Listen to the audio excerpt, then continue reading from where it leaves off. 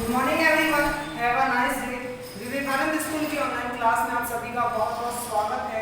और आज हम बात करेंगे क्लास 9 की। और क्लास 9 में हमारा सब्जेक्ट है विषय विज्ञान। और चैप्टर नंबर जो है अपना चल रहा था चैप्टर नंबर 4। और चैप्टर नंबर 4 का क्या नाम था? परमाणु की संरचना। तो हमारा अपने लास्ट संयोजकता तक पढ़ लिया था। लास्ट क्लास में हमने संयोजकता तक कंप्लीट कर लिया था। और आज अपन बात करेंगे परमाणु संख्या के बारे में कि किसी भी तत्व की परमाणु संख्या क्या होती है और इसे किस तरीके से प्रयुक्त करते हैं और इसके क्या क्या उदाहरण हैं। तो चलिए स्टार्ट करते हैं अपन। परमाणु संख्या क्या होती है? परमाणु संख्या क्या होगी? परमाणु में उपस्थित प्रोटॉनों की संख्या को ही क्या कहा जाता है? परमाणु संख्या कहा जाता है। जैसे फॉर एग्जांपल मैंने क्या माना, ये क्या है? पूरा एक परमाणु है। और आप सभी को पता है कि परमाणु के केंद्र में कौन होता है? नाभिक होता है। परमाणु के केंद्र में कौन होता है? नाभिक। और नाभिक के अंदर दो कण होते हैं हमेशा। कौन कौन से? प्रोटॉन होता है एक तो, और एक होगा अपने पास न्यूट्रॉन। एक तो प्रोटॉन होगा और एक कौन होगा अपने पास? न्यूट्रॉन होगा। किसके अंदर होता है? नाभिक के अंदर दो कण विद्यमान होते हैं, प्रोटॉन और न्यूट्रॉन। यदि अपन बात करें जो इलेक्ट्रॉन होते हैं वो इसकी वृत्ताकार कक्षाओं में क्या करते हैं? परमाणु की वृत्ताकार कक्षाओं में इलेक्ट्रॉन गति करते रहते हैं। ठीक है, तो इलेक्ट्रॉन कहाँ पाए जाएंगे? परमाणु की परमाणु की वृत्ताकार कक्षाओं में इलेक्ट्रॉन पाए जाते हैं। जबकि नाभिक के अंदर हम कह सकते हैं कि तो प्रोटॉन कण पाया जाएगा और एक कौन सा कण पाया जाता है? न्यूट्रॉन कण पाया जाता है। प्रोटॉन का आवेश जो होता है, प्रोटॉन का आवेश होता है 1.66 × 10⁻⁻19 कूलम। ठीक है, और न्यूट्रॉन पर कोई भी आवेश नहीं होता है। अतः हम कह सकते हैं कि न्यूट्रॉन जो होगा वो क्या होता है?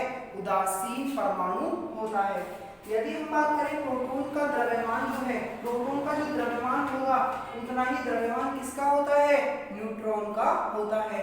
तो हम कह सकते हैं कि प्रोटॉन और न्यूट्रॉन का द्रव्यमान क्या होता है? समान होता है। ठीक है, नेक्स्ट अपन बात करें इलेक्ट्रॉन की। इलेक्ट्रॉनों और प्रोटॉनों की संख्याओं में धनावेश और ऋणावेश की मात्रा हमेशा क्या होती है? बराबर होती है। ध्यान से सुनिएगा कि किसी भी परमाणु में इलेक्ट्रॉनों और प्रोटॉनों की संख्या क्या होती है? बराबर होती है। अतः हम कह सकते हैं कि जो परमाणु है वो वैद्युतीय रूप से क्या होते हैं? उदासीन होते हैं। तो स्टार्ट करते हैं हम परमाणु संख्या के बारे में कि कोई भी आपके पास परमाणु है, उस परमाणु में उपस्थित प्रोटॉन की जो संख्या होगी उस प्रोटॉन की संख्या को ही हम क्या बोलते हैं? परमाणु संख्या कहते हैं। और परमाणु संख्या जो होती है उसको किससे निरूपित करते हैं? Z से निरूपित करते हैं। इसे किससे निरूपित करते हैं? Z से निरूपित करते हैं। फॉर एग्जाम्पल एक एग्जाम्पल की सहायता से आप लोगों को समझा देता हूँ। जैसे मैंने बात करी उदाहरण नंबर, कोई भी उदाहरण ले लो आप। जैसे मैं हाइड्रोजन की बात कर रहा हूँ, हाइड्रोजन के लिए, हाइड्रोजन के लिए क्या होता है? हाइड्रोजन के लिए Z का मान कितना होता है? 1 होता है। यदि मैं बात करूँ कार्बन की, तो कार्बन के लिए Z का मान कितना होगा? कार्बन के लिए, तो कार्बन के लिए Z का मान कितना होता है? 6 होता है। तो हमने ये चीज देखी कि कार्बन परमाणु में जो प्रोटॉन थे उन प्रोटॉनों की संख्या कितनी है? 6 है। और हाइड्रोजन परमाणु में प्रोटॉनों की संख्या कितनी होती है? 1 होती है। तो हम क्या कहेंगे कि कोई भी परमाणु है उस परमाणु के अंदर जो प्रोटॉनों की संख्या होगी उन प्रोटॉनों की संख्या को ही हम क्या बोलेंगे? परमाणु संख्या कहते हैं। और इसे हम किससे निरूपित करते हैं? Z के द्वारा निरूपित किया जाता है। ये एग्जाम में कई बार पूछा जाता है। अब अपन स्टार्ट करते हैं द्रव्यमान संख्या क्या होती है। देखिए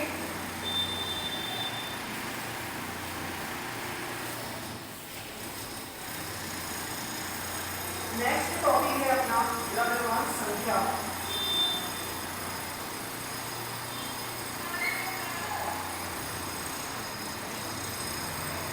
द्रव्यमान संख्या क्या होगी? द्रव्यमान संख्या जो होती है परमाणु का द्रव्यमान, उसमें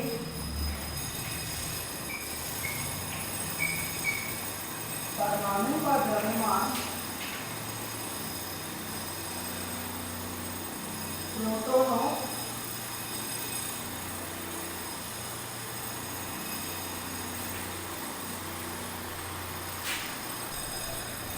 जैसे हम यहाँ लिखे कि परमाणु का द्रव्यमान प्रोटोनों और न्यूट्रॉनों के कारण होता है। न्यूट्रॉनों के कारण होता है और प्रोटॉन और परमाणु का संपूर्ण द्रव्यमान परमाणु का संपूर्ण द्रव्यमान उसके केंद्र में नहीं होता है।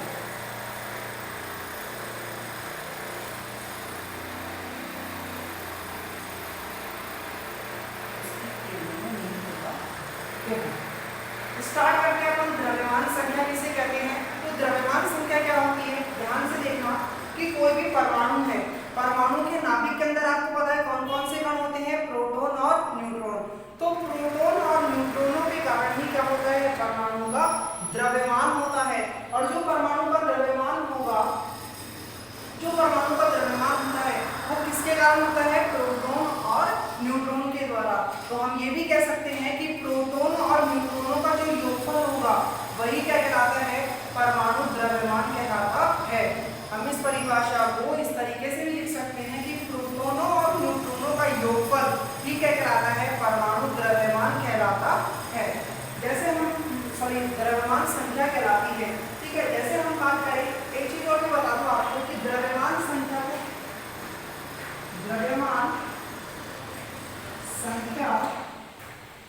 को ए से निरूपित किया जाता है। द्रव्यमान संख्या ए से निरूपित किया जाता है। तो लेट्स स्टार्ट। द्रव्यमान संख्या के बारे में आपको समझ में आ गया होगा कि कोई भी प्रोटॉन और न्यूट्रॉनों का जो योगफल होगा वो क्या होता है, द्रव्यमान संख्या कहलाती है। अतः हम कह सकते हैं कि कोई भी परमाणु है, उस परमाणु के अंदर जो द्रव्यमान होगा किसके कारण होगा, प्रोटॉन और न्यूट्रॉन के कारण होता है। आप सभी को पता है कि द्रव्यमान संख्या जो होती है उसको ए से निरूपित किया जाता है। कोई भी, जैसे मान लो कभी भी परमाणु के अंदर ये दिख जाए आपको ए लिखा हुआ, तो ए का मतलब तो क्या होता है, द्रव्यमान संख्या, और जेड का मतलब होता है क्या, परमाणु संख्या। ठीक है। आप सभी को ये भी पता है, जैसा कि मैंने अभी पहले बताया कि परमाणु है, परमाणु के केंद्र में कौन होता है, नाभिक। तो हम ये कहेंगे कि परमाणु का संपूर्ण द्रव्यमान कहाँ पर स्थित होता है, परमाणु का संपूर्ण द्रव्यमान उसके नाभिक में स्थित होता है। ये बात आप सभी को समझ आ गई होगी। अब मैं आपको उदाहरण की सहायता से द्रव्यमान संख्या के बारे में बता देता हूँ। जैसे मैंने बात किया, उदाहरण है अपना कार्बन का द्रव्यमान। कार्बन की बात करें तो कार्बन जो होता है, तो कार्बन का जो द्रव्यमान होता है, कार्बन का द्रव्यमान 12U होता है। ठीक है। अब कार्बन का द्रव्यमान 12U का मतलब क्या है कि इसमें प्रोटॉनों की संख्या कितनी होगी, प्रोटॉन होंगे कितने, 6, और इसके अंदर न्यूट्रॉनों की संख्या कितनी होती है, 6 होती है। तो हम ये कहेंगे कि प्रोटॉनों और न्यूट्रॉनों की संख्याओं का जो योगफल होगा इसी को अपन क्या बोलेंगे, द्रव्यमान संख्या कहते हैं। ठीक है। ये बात आप सभी को समझ में आ गई। एक नेक्स्ट एग्जांपल और ले लेते हैं अपन एल्यूमिनियम का। एल्यूमिनियम का द्रव्यमान जो होता है वो होता है 27।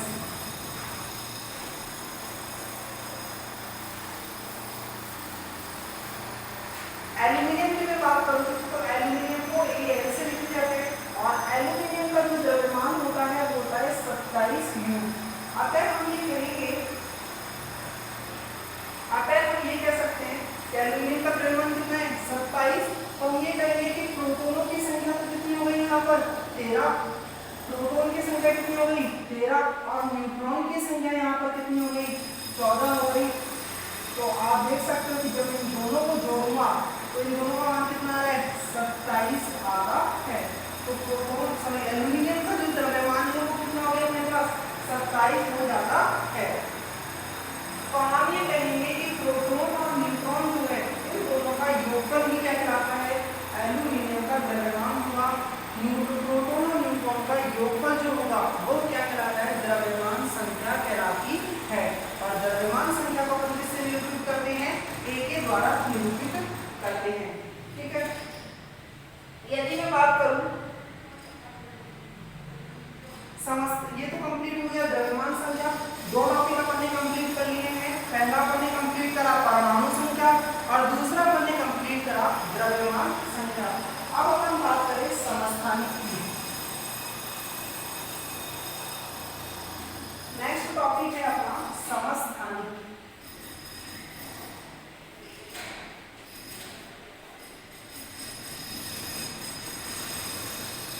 देखो समस्थानिक क्या होता है,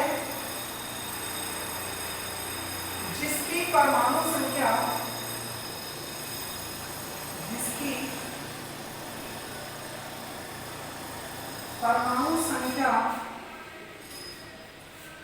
समान व द्रव्यमान संख्या अलग अलग हो,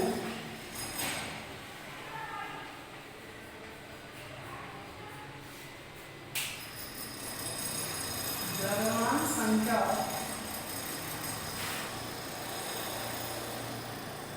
अलग अलग हो, उसे समस्थानिक कहते हैं।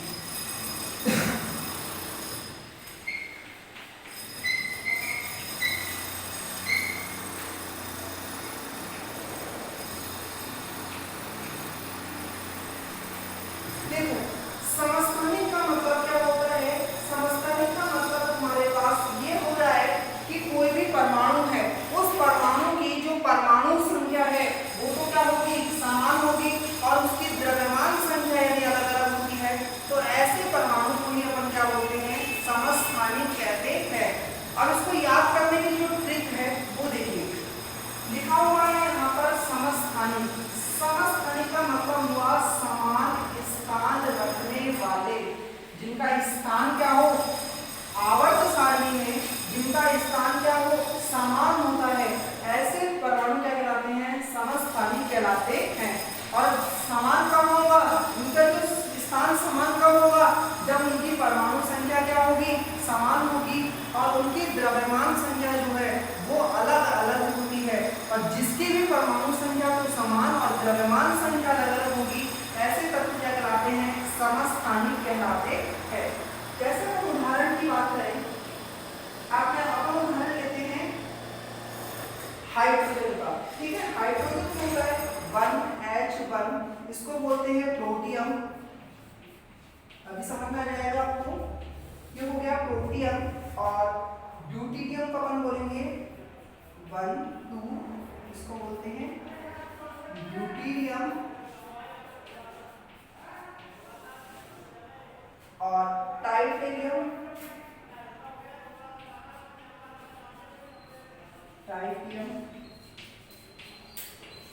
देखो कोई भी तत्व अपन ने लिखा तो तत्व की जो परमाणु संख्या होती है वो तो हमेशा कहाँ लिखी जाती है, नीचे इधर की साइड लिखी जाएगी। तत्व की जो परमाणु संख्या होगी वो तो यहाँ लिखी जाएगी और तत्व की जो द्रव्यमान संख्या होती है वो हमेशा तत्व के ऊपर लिखी जाती है। तो हाइड्रोजन की बात करें, हाइड्रोजन 3 अवस्थाओं के अंदर पाया जाता है, जिसको अपन बोलते हैं प्रोटियम, ड्यूटेरियम और टाइटेरियम। प्रोटियम जो होता है उसका परमाणु क्रमांक कितना है, 1, परमाणु संख्या का मान कितना है, 1 और इसकी द्रव्यमान संख्या कितनी है, 1। ड्यूटेरियम की यदि अपन बात करें तो ड्यूटेरियम के अंदर परमाणु क्रमांक तो परमाणु संख्या तो कितनी है, 1 है और यहाँ पर इसकी द्रव्यमान संख्या आप देख सकते हो कितनी आ रही है, 2 आ रही है। तो इसकी बात करें टाइटेरियम की, तो टाइटेरियम के अंदर क्या हो रहा है कि हाइड्रोजन परमाणु जो है, हाइड्रोजन परमाणु की परमाणु संख्या तो कितनी है, 1, लेकिन इसकी द्रव्यमान संख्या कितनी है, 3। तो आप देख सकते हो यहाँ पर कि सबके तीनों जो तत्व है, हाइड्रोजन की जो तीनों स्पीशीज है, इन तीनों स्पीशीज में परमाणु संख्या का मान तो क्या आ रहा है, समान आ रहा है, लेकिन इनकी जो द्रव्यमान संख्या है ये वाली इन सभी का मान क्या आ रहा है, अलग अलग आता है। तो जिसके अंदर भी परमाणु संख्या तो समान हो और द्रव्यमान संख्या जो है अलग अलग होती है, ऐसे तत्वों को समस्थानिक कहा जाता है। जिसका उदाहरण मैंने आपको हाइड्रोजन की तीनों स्पीशीज के बारे में बता दिया कि हाइड्रोजन प्राकृतिक अवस्था में 3 अवस्थाओं में पाया जाता है। यदि मैं बात करूं कार्बन की, तो कार्बन के अंदर क्या होता है, ये तो हमने किसका एग्जांपल लिया, हाइड्रोजन का। अब यदि मैं बात करूं कार्बन की, तो कार्बन के अंदर क्या होता है, देखो अब मैं एग्जांपल ले रहा हूं कार्बन का। कार्बन जो होता है प्रकृति में बहुत सारी अवस्था में पाया जाता है, लेकिन हम बात करें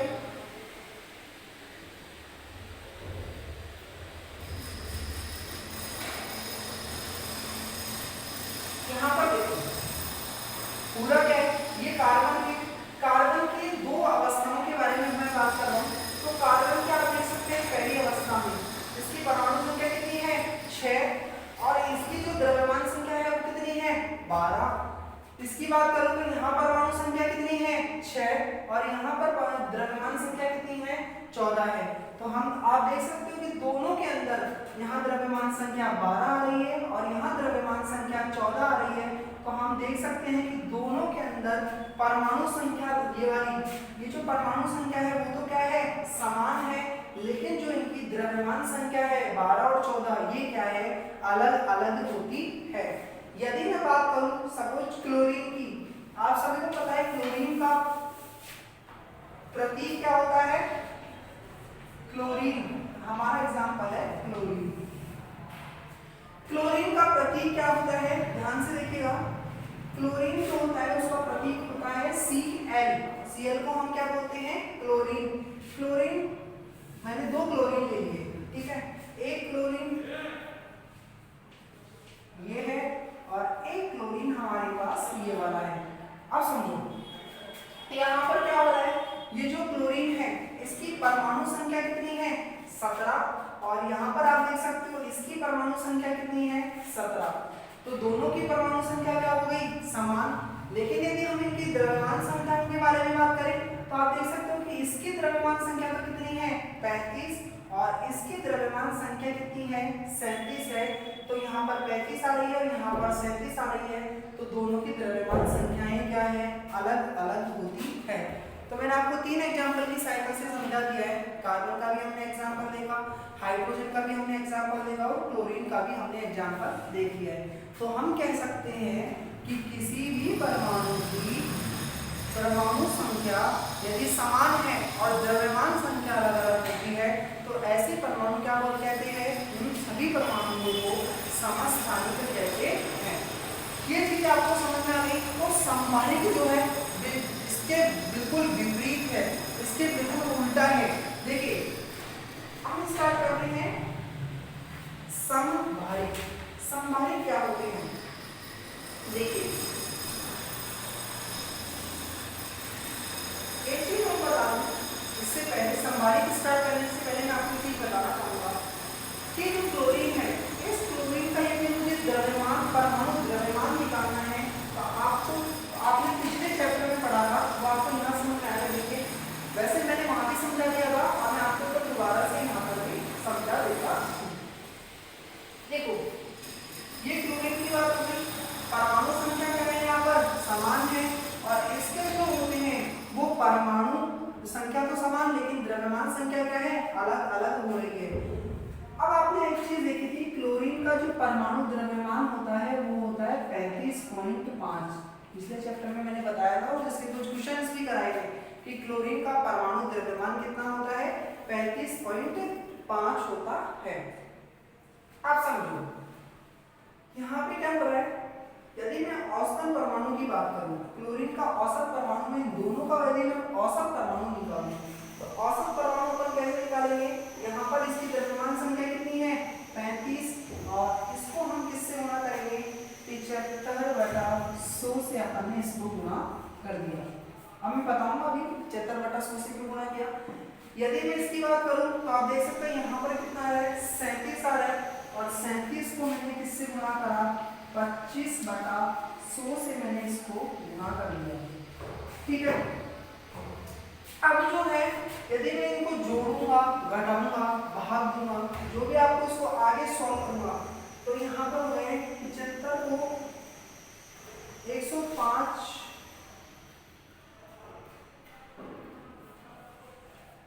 105 हो जाएंगे अपने पास 4 प्लस का हो जाएगा 37/4। कैसे हुआ, 25 एकम 25 और 25 चौके कितने होते हैं यहाँ पर 100। ठीक है, यदि यहाँ पे मैं तुरंत 25 एकम 50 25 दिए 75 होते हैं, 25 के बारे में 75 आते हैं और 25 चौके यहाँ पर कितने आते हैं 100। तो 35 को जब मैं 3 से गुणा करूंगा तो मान कितना आएगा मेरे पास 105 और बटे में इसके क्या है 4 है। यदि मैं इसकी बात करूँ तो 37 है, 37 यहाँ पर कुछ भी नहीं है तो 37 तो अपने पास ऐसे कैसे आ जाएगा और बटे के अंदर अपन को क्या दे रखा है 4 दे रखा है। जब इन दोनों का मैं एलसीएम लूंगा तो मेरे पास आंसर आएगा 142/4 142/4 और 142/4 जो है 4 का भाग दोनों में किसमें 142 में, जब आप इसका भाग दोगे तो यहाँ पर अपना आंसर आ जाएगा 35.5।